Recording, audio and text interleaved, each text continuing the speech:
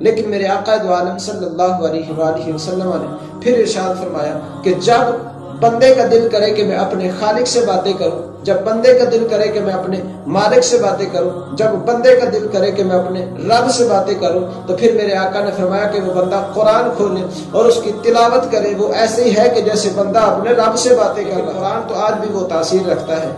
قرآن میں وہ تاثیر تو آج بھی ہے کہ اگر بہن ہو کر قرآن پڑھے تو عمر کی تقدیر بدل جاتی ہے، اگر ماں ہو کے سیدہ فاطمہ الزہرا قرآن پڑھے تو پھر بیٹا حسین نیزے کی نوک پہ قرآن سنایا کرتا ہے۔ آج ہم اپنے گھروں میں اچھا سا قرآن تو خرید کر لے آتے ہیں، لیکن ہمارا المیہ یہ ہے کہ اس کے اوپر ایک اچھا غلاف ڈال کے اس کو ایک بلند جگہ پہ رکھ دیا جاتا ہے اور اس قرآن کو بس دیکھنے تک محدود کر دیتے ہیں۔ کیا ہی اچھا ہوتا کہ تہجد کا وقت ہوتا، ماں اٹھتی قرآن پڑھتی، باپ اٹھتا قرآن پڑھتا، اور جب بیٹے کے کانوں میں آواز پڑتی پھر بیٹا بھی وقت کا قاری قرآن بن جائے۔ ہے کون نبی ہے کون خدا، فرمان نہ بدلا جائے گا، بدلے گا زمانہ لاکھ مگر قرآن نہ بدلا جائے گا۔ یہ قرآن تو آج بھی وہ تاثیر رکھتا ہے کہ جب پڑھنے والے کے دل کو سکون ملے اور پڑھنے والا اس کو پڑھ رہا ہوتا ہے، میرا رب اس کے دل کو نور سے بھر رہا ہے۔ ایک وقت تھا کہ ایک دور میں ایک شخص تھا اور وہ دیہات میں رہا کرتا تھا اور سیدھا سادہ سا تھا، وہ اتنا چلاک اور ہوشیار نہ تھا، لیکن قرآن کی تلاوت نہیں کر سکتا تھا۔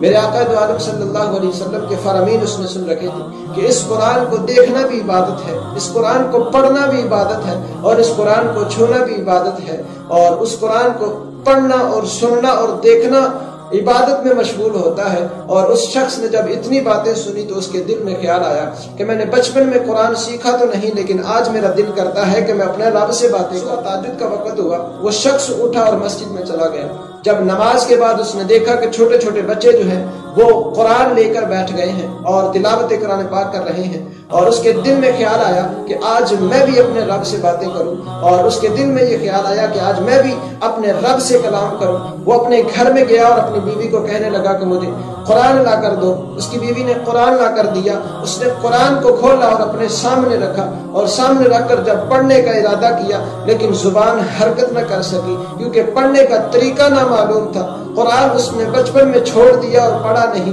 اور جب ضعیف العمر کو پہنچ چکا تھا، لیکن پھر قرآن کیسے آتا جس نے بچپن میں نہ پڑھا ہو۔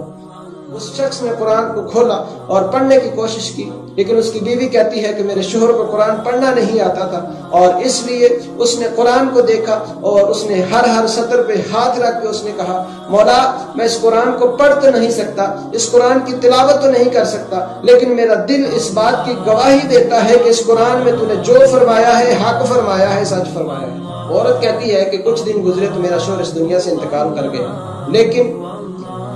کچھ وقت کے بعد اس قبرستان میں ایک شخص کو دفن کرنے کے لیے اس کی قبر کی کھدائی ہو رہی تھی کہ ساتھ ہی میرے شوہر کی قبر تھی، اور جب میرے شوہر کی قبر کو تھوڑا سا جھٹکا لگا اور اس کی قبر جو ہے وہ کشادہ ہو، لوگوں نے جہاں کر دیکھا تو اس کے اندر پھول پڑے ہوئے تھے اور پھولوں کی مہک آ رہی تھی، اور لوگ بڑے حیران ہوئے کہ یہ بندہ دنیا میں کیا کام کرتا تھا کہ آج اس کی قبر کو جنت کے باغوں میں سے باغ بنا۔ لوگوں نے کہا کہ اس کے گھر کو تلاش کیا جائے۔ جب گھر کو تلاش کیا گیا تو اس کی بیوی گھر سے ملی اور وہ کہنے لگی، لوگوں نے کہا کہ تیرے گھر والے ایسے کیا کام کرتے تھے کہ جو اللہ نے اس کی قبر کو یہ مقام بخشا ہے کہ اس کی قبر میں پھولوں کے انبار لگا دیے ہیں اور مہک سے تیرے گھر والے کی قبر مہک رہی ہے۔ کہتی ہے کہ کچھ لمبی چوڑی باتیں تو مجھے معلوم نہیں، ہاں اتنا جانتی ہوں کہ ایک دن شوہر گھر آیا اور آ کر اس نے قرآن کھولا، لیکن پڑھ نہیں سکتا تھا اور پڑھنا جانتا نہیں تھا، لیکن اس نے ہر سطر پہ انگلی رکھ کے کہا کہ مولا میرا دل اس بات کی گواہی دیتا ہے، میں پڑھ تو نہیں سکتا لیکن میں یہ اعلان کرتا ہوں کہ تو نے اس قرآن میں